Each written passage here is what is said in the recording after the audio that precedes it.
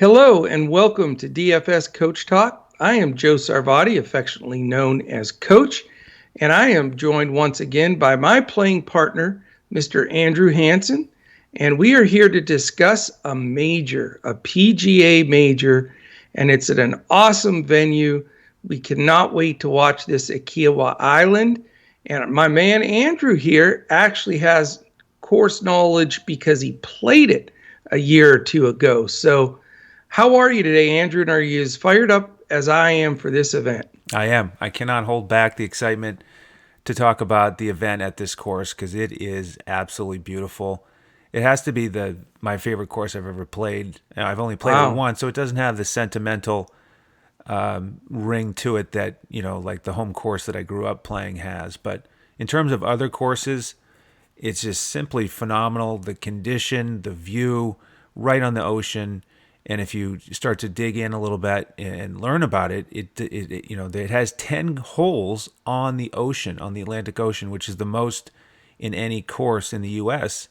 And it has Wow. it has a unique layout. It's all these sand and beautiful views and great history there with the Ryder Cup, the PGA in Yeah, 2012. So I am fired up to talk about it. that is awesome. We can't wait to get some of your insight. So great stuff. So once again, it's the 2021 PGA Championship on the Ocean Course at Kiawah Island, South Carolina.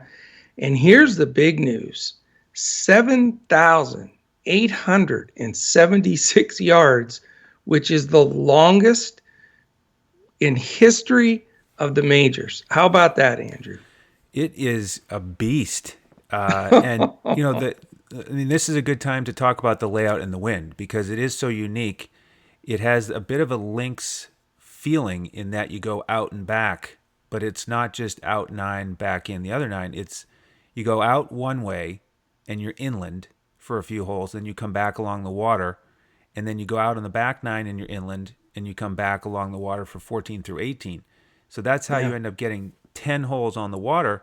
And the wind, it really gusted in that 2012 PGA Championship. You've got Yes. the weather forecast. It shouldn't gust as much, but Right. these holes are built up into the air so you get a nice view. So they're elevated and there's no Yeah. trees. I mean, this is a No. dunes style course. So Right. any sort of You're on wind, the ocean. you're on the ocean, you're elevated. So any sort of wind maximizes itself, Yeah. unlike most venues where it's blocked by the trees. Well, here's the good news, though. The good news is, in the history of playing this course, and I know you'll share some of it too, and I've had family members and stuff that have played it. We've all, talked about it. And it seems like there's a lot of days there where you get some big wind gusts, 20, 30 miles an hour or more. And that's what they were talking about. I watched the golf channel there with Chambly and all those guys. They were saying, man, when it's 30-mile-an-hour winds hitting you in some of those holes, it could be anywhere from a four iron to a wedge, when there's not wind. So it has those different elements to it. But here's the good thing: no rain at all predicted for the 4 days. Temperatures all between 75 and 86 all 4 days, and no wind beyond the 9 to 16 mile an hour range. So that at least is going to give them a chance. It will make it easier and help on the scores a little bit, but it's still a behemoth with Oh, some God. tricky spots that if you get into, you can make some massive numbers. And so we'll get into some of those. But let me add on to the discussion about the wind Right. and how different it can be in terms of the direction. So on the front nine, there's this par five. It's the seventh hole. Justin Thomas was just talking about it today. It's 590 yards, and he played it with a driver and an 8 iron. Okay, because he was What? downwind. So Yeah, driver 8 iron on 590 that's because of the sickening. wind, and that is actually the hole that I remember that I was actually I don't think it was 590. I was probably playing a tee a little bit closer, obviously, but it was driver 3 wood, and I was right next to the green in two. So it was a very reachable par five, and the three words actually that come to mind when I think about this course are wide, wind, Hmm. and waste bunkers. My three Oh, W's. So this is one of Yikes. there's a lot of driving holes that it's sort of wide. It's wide open. You don't have these narrow, dog legs with trees. And so it feels a little bit easier in that sense, is that you have a big landing area. As long as you don't hit it 50 yards off the fairway and hit it in the sand dunes, you're going to be fine. And there are these holes with you have a little wind behind you. It's easy enough to get there in two and put up some good scores if the wind is cooperating. Right. So that's the good side of it. But then if you get to the back nine, this is the nine that's a lot longer on the scorecard for these pros. It's over 4,000 yards. It's crazy. And you've got these two par threes that I want to talk about, 14 and 17. So 14 is my favorite hole in the course because I'm out there with my golf buddies, Zach and Dave. Shout out to them. It was Zach's bachelor party. That's why we had the Nice. occasion to go out there. So No alcoholic refreshments. of course not. No. So it was great to be out there with them. But so this was the hole. The 14th is when you turn back towards the clubhouse. It's this par three where you're facing the ocean. So it's a beautiful view. And I made a par. So of course it's basically my favorite hole in the course to make a par. Yeah. But that's the only one you got to remember. that's right. So, but 14 and 17, right now on the scorecard, they're between 220 to 240. So they're longer par threes. And this is where these pros have been playing into the wind this week. And so Justin Thomas is talking about if they use the back tees and the wind is in your face, you could have to hit a driver on this par three. So you go from hitting driver 8-iron into a par 5 to hitting a driver on a par 3. That's crazy. And then the 17th hole, you'll see that on TV here. That one's over 230 yards. It's a famous hole because it's Pete Dye course. It's sort of like the Island Green at TPC Sawgrass, where it's water from tee to green.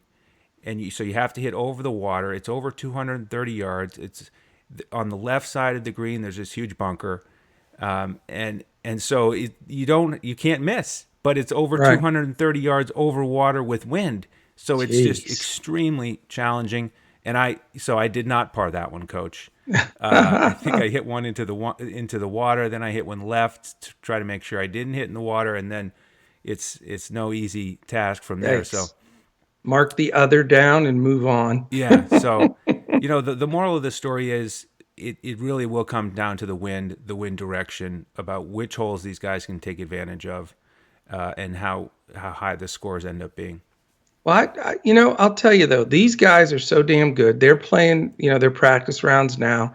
The fact that, I'm sure the winds will shift directions, but the fact that it's not, this day's going to be really windy and this day's, it's going to be consistent. I mean, I couldn't believe 4 days of weather that consistent in that region because I've been to the whole Myrtle Beach thing and all those areas playing golf, and it seems like there's always shifting weather, but they're gonna have at least the same conditions.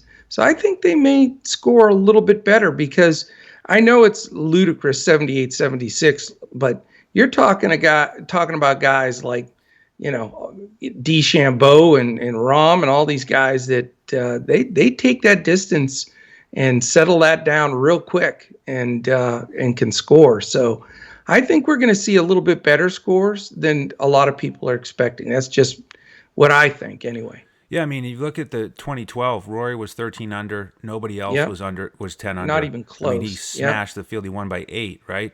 Which is the record for the most strokes won for a PGA event. He broke Jack Nicklaus's record of winning by 7. So you think Rory has a nice feeling in his tummy about this one? He's got to be fired up. Does. Yeah, after that. And then, of course, he won at the Wells Fargo, his last event. He went back to his old irons. And, Rory's one of those guys, Coach, that I don't often pay up for, but neither. I'm having a hard time thinking about entering a lineup this week without him. What do you think? I mean, you look at the fact that he's rounding into form. He's won an event. He's obviously got a phenomenal history with this course. But, here's a couple things. That was 9 years ago. So that's or longer. Is that right? 9 years ago? 9 years ago, yeah. Yeah. So it's been quite a while, and I have so much trouble trusting him, but the odds makers in Vegas, and I'll go through some of these odds here in just a bit. He's the favorite. He's 11-1, and the lines have moved. People are betting, and he's still the favorite. So, a lot of people are with you. I'm not sure I'm going to go there for sure, but it is, like you said, it's very tempting. There's no doubt about it. Yeah, I mean, so far building lineups, I think you can make it work with a mid-tier build after that. It is a stacked field. You know, Oh yeah, I mean, everybody's there. Yep. everybody's there and ready to go. And he checks off some of the boxes with driving distance, etc. The one Oh other yeah, thing he said something interesting about how it will not only has it been 9 years, but that one was played in August, and that's he right. described it as being a little bit more lush around the greens, a little bit easier to get a lie where the ball is fluffed up a little bit versus now where it's a little tighter, shorter grass, more Yeah. runoff, and there are some around these greens areas that it's a small target, and if you miss it, it cascades down into some undesirable areas. So that the scrambling, the short game is going to come into play for sure.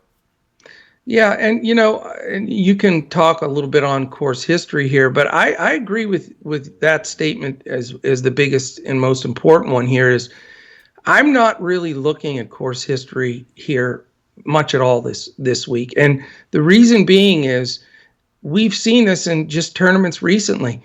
When you play these events like the Masters, they played it in the fall, now they played it in April. It's like playing a completely different course because the conditions are different, the winds are different, the grass level is different, the size of how things have grown out or not grown out. So playing this event in May at Kiawah is definitely a different situation than they played here when they played the Ryder Cup in the fall and when they played in August at that last PGA. So I wouldn't concern yourself with, obviously don't fall into the trap of, how did the last couple of PGAs go? Because they're different courses. It means almost nothing. And then also just even looking back at 2012, I'm not as, taken by that as I would be normally because of the time difference in when they're playing the tournament. Yeah, and I might as well just hit on some of the guys who did play that week and play well. I agree that Yeah, it's not as useful as say the Masters that isn't right. played in April usually, right? So if you look at the last 5 Masters, it's a much different comparison. But Rory obviously has the good feelings here. Keegan Bradley finished tied for third. Wow. Justin Rose, here's a good example. He finished tied for third, and he had a decent finish at the Masters this year because he had one good round, that opening round. But other than that, he's been pretty inconsistent. So I don't think you take that T3 and predict that it's going to be replicated. How about my man Steve Stricker though? That's part of the reason why I wanted to mention Oh this. He finished no. tied for seventh. He finished Yeah. tied for seventh. He's the Ryder Cup captain, so he's playing, and certainly he has been playing more because of that, and he's in the groove, been playing well. Bubba finished tied for 11th. Louis Oosthuizen was tied for 21st. Duffner, back when he was playing more, playing well, he was a T27. Your man Leishman played, tied for 27th, and then Yeah. DJ tied for 48th, and then we had some guys who missed the cut, like Sergio. So, I think for some of those guys, it could help a tiny bit. Even if they didn't play that well, they have the experience of learning their lesson, Of so to course. speak, Yeah. of what they need to do. Yeah. But Rory, I mean, that was at the stage where his length was, really significant compared to some of his peers, and he took advantage of it. And He did. so, I'll tell you though, it's amazing how much changes in 9 years. I mean, you look at the photos of those guys. Rory looks like a little kid. yep. It's just amazing how it's a decade almost. So, a lot of things change for sure. But yeah, it's going to be very interesting. So, how about stats? Yeah. Enlighten us, because this is key, and I know driving is obviously going to be in there. Yeah, driving distance this week, which is not something we typically look at, but No. you have to on a course like this. Yep. So looking at the guys who are in the top 20 who are playing this week, Bryson, of course, Rory right there still at number 2. Yep. Cam Champ, Wyndham Clark is a value play who's up there. A Joaquin Neiman is a guy that is on my radar because he's slight. He's not a big guy, and you No. kind of lose track of him as a big hitter. But he is. He's at 7,800. He always makes cuts, usually top 20. So I'm looking at him as a glue guy for the lineup.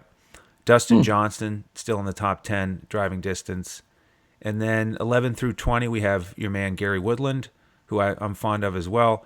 Fratelli, Cameron Davis, Sergio, Adam Scott, and then the big hitters Rahm and Koepka. So I'm surprised Scott's still in there. yeah, That's pretty interesting. impressive for a guy in his mid 40s, right? Yeah, that's tough. So all those guys, to me, that gives them a little bit of a bump. I don't think you need to make your lineup exclusively with guys from that list, but Right. it certainly gives them advantage because, I mean, we are talking about the longest major ever. Yeah, it's hard to believe. And not only is it the longest ever, but you got water everywhere Yes, and you do. trouble. Yeah. So it makes for a really fun event. I'll tell you though, the guys that can hit it deep and then have an iron in their hands. The one thing about the greens here and watching, different tournaments and talking with, people like yourself that played the course, the greens are fair. It's not going to be like those They greens are. where if you land it like some of the US Open events where if you land it 2 feet off of where you want to land it, it rolls off, 50 yards. It's, you'll get some fair chances once you get there. And then it's just a matter of rolling, getting hot with the putter. Yeah, I'm glad you mentioned that because that was the other thing that stood out to me on that course playing it is I've never had a green where every single green it rolled so true. Yeah. And there was something about it I didn't know what it was. I'm not an expert on grass, but in circling back and doing the research, I learned that the grass there is called paspalum. And you Huh. don't hear about that normally. You hear about No. POA and Bermuda Ben. and Yeah. yep. And so I read a little bit more and learned that it doesn't have any grain. And it started to make sense why Huh. on that day everything seemed to roll so true.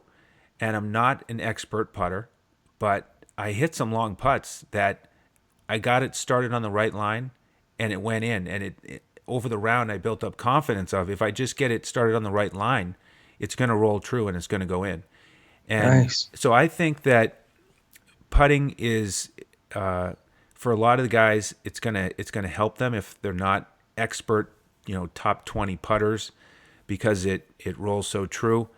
And I looked at one other stat because of that is I looked at one of the recent events, the Mayakoba Golf Classic back in December in Mexico was also on paspalum grass, and Okay. Victor Hovland won that week. And so I looked at some of the standings from that week, guys who I think are going to hear about that, see it, and have a little bit more confidence that hey, I can get hot on this grass because we know that Yeah. these guys they do seek out courses that have certain grass, Oh, no certain makeup, doubt. and What they grew up putting yeah, on generally is where yeah. they want to go back to, right? And so this one you don't hear about it as much, but I think it's No. important. So if you look at that event back in December, Hovland won it. Aaron Wise finished second. He's a value play. Harris English had a top 5. Carlos Ortiz, Abraham Answer had a strong finish there, and even Stricker was a top 20. So those guys will get a little bit of a bump, and that I agree. It's not as penal, like you say, in some of these other major championships. And in fact, I heard a couple guys refer to it as sticky. So it's They love that. They're yeah, shooting for pins when it's like that. exactly. Yeah. So Fantastic. yep. Good insight, no doubt. The final stat I looked at was strokes gained approach, and we look at that a lot. But I do. It's probably the most important stat, really. Yeah, in general, I really think it is, and I think it plays into this one. I mean, you can't. This is not a course for shorter hitters who are good with strokes gained approach. You obviously have to have the length as well, but Yeah. there are just enough holes where you have a little smaller target, and if you miss, then you're going to be in a real tough spot. So you do need to hit the right sector of the green if possible. So looking at that, top 10 guys here: Colin Morikawa, of course, Justin Thomas, Will Zalatoris, Matt Wallace, Russell Henley, Corey Connors, Keegan Bradley, Tyrrell Hatton, and Paul Casey. So I think they all get a little bit better bump also. With A lot of foreign guys in that group. Yep. Yeah. No doubt They're about it. used to that, target golf, hit it here, hit it here. That's right. Yeah, no doubt. Very good. Very good. Let's look at a couple of the Vegas odds, because that usually dictates a little bit on, where a lot of the play is going to go in the DFS world for sure. And again, Rory's the favorite 11-1 and certainly deserves to be with his recent form and then his course history. Then you got a bunch of guys all jammed up. John Rahm and Justin Thomas, Bryson DeChambeau, and Jordan Spieth are all 14-1. So you got a big group with that shot. And then the next tier, it's 18-1 Dustin Johnson. How about the fact that he's like the 8th or 9th choice? He's always in the top 2. Yeah. He's always chalk, but he's down there. You get 18-1 on him if you think he's going to hit. Then you have a guy I've been looking at and decided I was going to go with. Now I've decided I'm not going to go with him, but I'll explain that a little bit more here shortly. But Xander Schauffele, who's 22-1. And then you have Morikawa at 30. But here's a guy that has jumped past those last 4 that I mentioned, and it's Victor Hovland. He is now 20-1. He's even past Schauffele. He's just behind Dustin Johnson. So what you stated and what we've all watched and this type of grass, etc. Hovland is the darling here of the guy that could be chalk in DFS that's getting the Vegas attention. So something to keep mind to. Then you've got what I call this group, Andrew, is the group that could win and pay off for you. These guys are all capable winners of this event, and you can get a great return. 35-1 on Patrick Reed, 40-1 on Tony Finau, 45-1 on Patrick Cantlay and Webb Simpson. I mean, those are guys that are chalked in some events. And a guy that just moved up here this morning, Daniel Berger, was 50-1. He's now 30-1. So somebody is triple cheeseburger in it here and going for it with Berger. And then how about these guys? I hate to keep going, but it's amazing the value on betting this event and all the majors because of all the good players. I would take 50-1 on Scheffler, 55-1 on Sam Burns, who's, is there been many players hotter than him recently? He doesn't know how to finish out of the top 2 anymore. He's just been there constantly, and he just isn't getting any respect in the odds or in the DFS world, really. And then just a couple more because, again, worth a few bucks. 55-1, Tommy Fleetwood, Tyrrell Hatton, 75-1 for Sungjae Im, and my guy Will Zalatoris was 75-1 down to 55-1.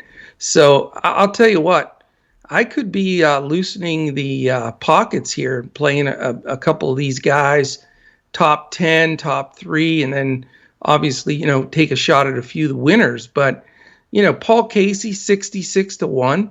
That's a guy that knows how to win. Abraham Answer, 60-1. Joaquin Niemann, what a great play. You mentioned him early, 60-1. The guy I like, Leishman, 75-1. So, man, wide open event, great players, just amazing. And I'll give you a 2 just for fun, two quiz question here. Yeah, Ready? ready. What do you think my man Max Homa is to win this event? He's won, he's playing great, he's making cuts, all the whole 9 yards. How about 90-1? 100-1. I thought that was surprising. And then I've got one more for you. Yeah. A guy that you mentioned earlier that has course history here, a guy that we know gets extremely hot and can just rip it off, Bubba Watson. 110. 100 also. Also 100. Okay. Yes, but still, when can you get 100-1 on Bubba Watson? Yeah, a two-time Not very Masters often. champion. Yeah. Again, he finished tied for 11th here in the previous PGA. There's a Exactly. lot of guys in that group. Almost all of them, I wouldn't be surprised if they won. And so it's the old 2020 where if one of those 60 or 70-1 guys wins, you're going to be kicking yourself next week. Oh man. But you can't really bet them all, and then because then No. all the value disappears. But they are pretty attractive, and I think that's going to be a theme that we have here for years to come, probably in these majors, because the field is so deep, and you can't have everybody at the odds of a Rory. Right. Couple. Yeah, and then converting that to DFS standards, we see that in the pricing. And I've tried to build some lineups here prior to, and yeah, I'm going to probably be more in that medium build group because that, the guys that I had mentioned that are like 35-1 to 100-1, there are a lot of guys in there that are priced fairly that could win this thing. So it's just and I don't think you have to. It's not like when you've got McIlroy and JT and then a bunch of chumps. I mean, this is everybody that can play it. So I'm not going to go stars and scrubs with my initial builds here. It's very, very easy to fill in that medium to upper medium level group and feel good about every guy at least making the cut and taking a run at it. Yeah, it really is. I agree. Couple more notes on some of the guys you mentioned. Max Homa has a replacement caddy this week. Bones Mackay is going to jump in for him. So that's a nice boost. And he's a tough one to evaluate this week. He played well in that Mayakoba on this putting surface. He had the tied for 6th at Valspar, but last time out missed the cut 77-76. So how much does Bones come in and rescue him and spark him? And he's, like you said, he's long odds and cheap in DFS, only 7,300 on DraftKings. Yep. So there are guys in that category like that. Some of the pairings are interesting here, especially with the guys you mentioned. Spieth and Zalatoris are playing together. Yeah, we know they. That's a boost for both of them because they're buddies from Dallas here, right? And then Reed, Patrick Reed gets to play with Fleetwood and Rahm. And so it's going to feel like a Ryder Cup for him. And, yes. So that'll be interesting to see if he's fired up because of that. Can I share something real quick on Patrick Reed? I've gotten into this habit now, and I'll tell you what, I strongly recommend it. If you play decent money in PGA DFS, really, take the couple hours. What I do is I'm scouting for the next day in basketball and everything, and I get in front of the TV with my computer and I'm doing my work while I'm listening. But I listen to that PGA network a couple of nights before an event, especially a major. And they, like this week, it's live from the PGA, and it's Chambly and Justin Leonard and those guys, and they are just really, really good at what they do. And they bring us stories on certain guys, and talk about things. And it really helps, prepare you for the slate before you're looking at prices and everything. And they did a couple stories. Two I want to mention real fast, but I thought were very interesting. Patrick Reed, they talked about, and they said that he is now in a better place. He's playing better. He feels better. He's gone through some trials and tribulations with all that, the cheating stuff, and that was news for a while. That seems to have sort of slipped under the rug now. But I guess he rented a house that he's rented now a couple of years in a row, right by the course. He has his wife and his soon-to-be 7-year-old son with him. And they said he looks more relaxed and more focused. And then they interviewed him, and he did a practice round where he'd hit his drive, but then he wouldn't go hit the shot where he hit his drive. He took himself every hole into a place where he'd be in a little bit of trouble. Like I may, if I hit it here, then he'd play his ball from there. So he tried making it tougher to be more, realistic of if he misses any of these shots to be prepared. I thought that was a unique approach that you don't hear very often. He played the whole round like that, and he said it just gave him a lot of confidence that even if he goes astray a little bit on any of these holes, he knows what to play or what to expect distance-wise and everything else. So I like that I'll a tell you lot. what, man, he was tough as nails when they played the Ryder Cup there, and he is a good player, and he is going to make a lot of my lineups as a very quiet guy that I don't think is going to get as much attention as he usually does. Yeah, I think that's a very wise approach to practicing, especially at a course like this. And I think I mentioned very briefly the waist bunkers, but there are some enormous bunkers, and some of them have a huge lip, so to speak. And so you need to get comfortable with those now in case you're in them so that you have Right. more confidence. And there's one bunker in particular, I think it was the 16th, and it was like a wall of a bunker right next to the green. I mean, it is a do not enter type 20-foot high wall. So that's what it felt like, at least. In a couple of years, it'll probably be 25. Jeez. But, you know, if they're walking around, if he's walking around and dropping a couple balls in there, and just in case, and then, he experiments with it a little bit, I think Right. that can give him an edge for sure. Yeah, I just thought it was a unique approach, and I liked his demeanor. And it's all up in his head. And I was going to point the same thing out, as you did. I love the fact that he's up against two studs, from the European side. I think that that puffs his chest out, and it also, everybody likes to boo him and everything, but the fact that he's going to be out there with two foreign guys and Ryder Cup being in everybody's brain, I think he's going to get some good support at Kiawah. So I think that helps him. The other guy I'll mention real quick is, and this is what got me to pull away from him. I was starting to question myself anyway, but Xander Schauffele was originally in my first sketch out of my lineups. But I did not like the interview with him at all.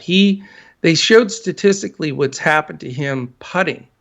And I don't know if you followed, statistically with him, but he was one of the top putters on the tour for the last 3 years. I mean, like way up. And all of a sudden, he's now just plummeted. He's way like in the 180s, and he's just not putting the ball well and without confidence. And when they interviewed him, he was talking about his game and he was talking about his putting, and he just seemed very unsure of himself.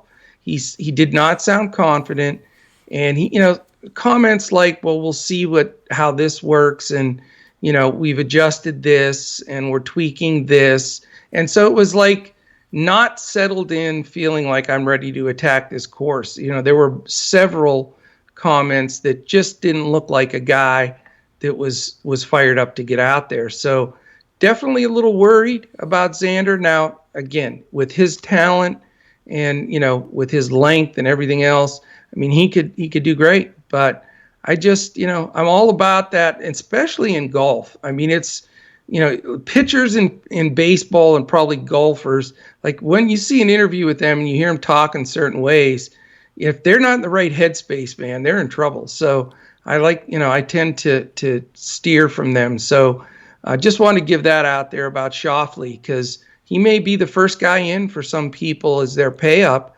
and not sure he's completely playing at the top of his game. Same thing with Patrick Cantlay. He's been a little bit, loose in the head, if you will, and not sounding super confident. So a couple of guys just to be a little wary of.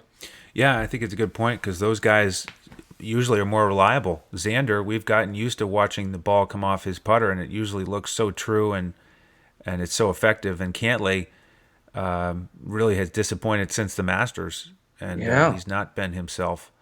no, But on the flip side, one more thought on Victor Hovland here.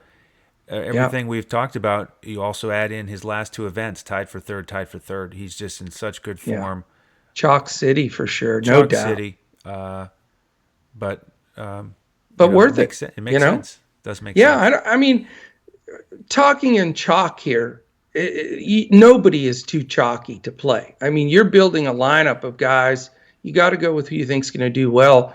The leverage, ownership, all of those pieces. Yeah, you got to look at all of that in DFS. That's key.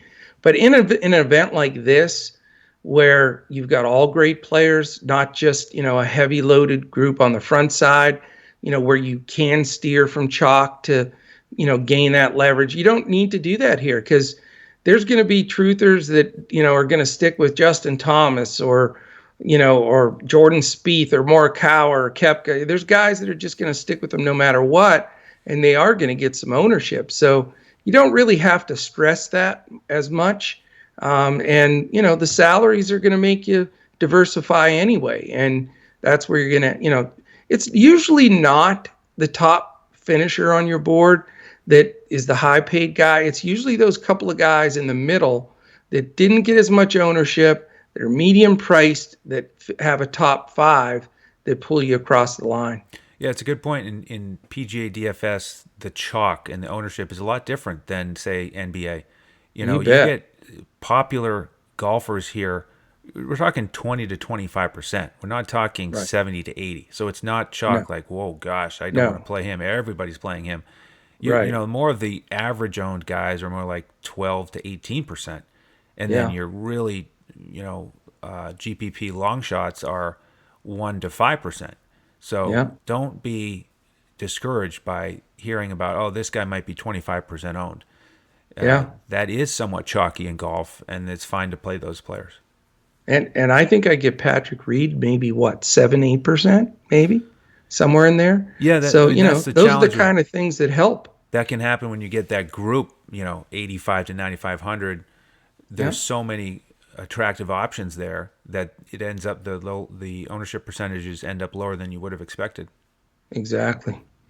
Outstanding. Well, any other words of wisdom here? I think we could wrap up. This has been a longer PGA show than normal, but I think it was worth it because there's a lot of backstory. There's a lot to sift through as you're building your lineups. And I'll tell you what, yeah, I'm a basketball guy through and through, and I always will be, but I'm not going to miss much of this PGA event either. I'll be flipping around because this is going to be a great tournament to watch. Yeah, absolutely. I'm looking forward to it. My final piece would be if you ever get a chance to play it, go do it. It is phenomenal. No doubt. And listen, let's just real quickly finish up. Don't shut me off yet.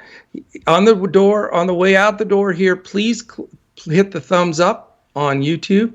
Hit the subscribe button. We're getting close to a few goals there. And click the alarm up in the corner. That will really get you knowing exactly when our podcasts drop. You don't want to miss those. If you're listening to us through Spotify, Podbean, Stitcher, iHeart, Apple Podcasts, we're everywhere. Quick 5 stars, quick thumbs up, or quick comment saying, whatever, 2-3 words. That qualifies you monthly for our man Joe Stanton to go through, look at who's done that with the stars and the thumbs up, and we pull a 3-day pass winner out of there. If you want to get all of our golf, this is the day to sign up. Because if you're with us this afternoon, you get all the basketball and baseball tonight. You get Wednesday, Thursday, Friday. So if you do the 3-day pass for $10, you get all of our lineups for the PGA tournament tonight, and you get all of our weekend-only lineups, which we put out on Friday night for the weekend. So you get all of the golf you can eat. So if you're listening to this, jump in, try us out. Can't beat it for $10. And we'll try to give you some winners. But if you want to check us out on Twitter, Andrew is at Language Olympic. I'm at JoeSarvadi. And really appreciate all the hard work behind the scenes by our whole DFS Coach Talk team. Had added a great analytics guy, John Wiehausen, this week. So big shout out to him again. And he's going to be helping us dive into even more in-depth golf studies and all kinds of things. He's really great. So awesome stuff, Andrew. Thank you for all the good wisdom and certainly the boots on the ground course knowledge. That definitely always helps. I expect you to send me a text saying my ball was right there and I got up and down. So Yeah, right. I'm or you can just type in other and Right. I'll know what that A couple of means. those.